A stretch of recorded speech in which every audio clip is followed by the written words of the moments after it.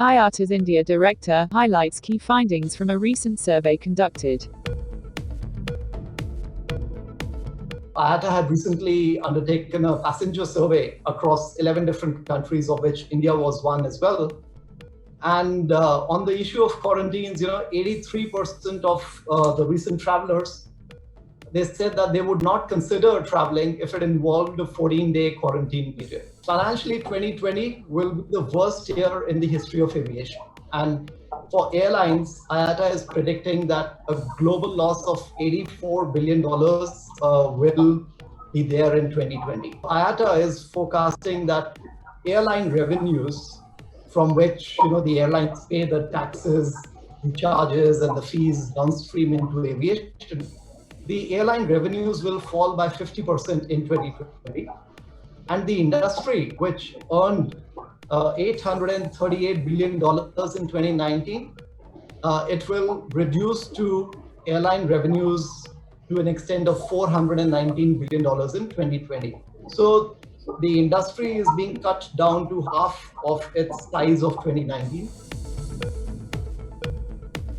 We expect that passenger revenues in India will fall by more than $11.2 billion.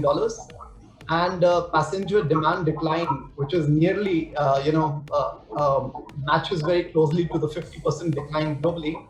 For India, we expect a 47% decline in passenger demand, which eliminates 90 million passengers from the India traffic numbers for 2020. The impact on employment, we are expecting for India, 2.9 million jobs would be at risk, which of course is not just simply airlines or airports, but it also includes the sectors which are dependent on aviation. The sooner that we are able to open and restart, I think the more would the industry be able to protect some of these jobs.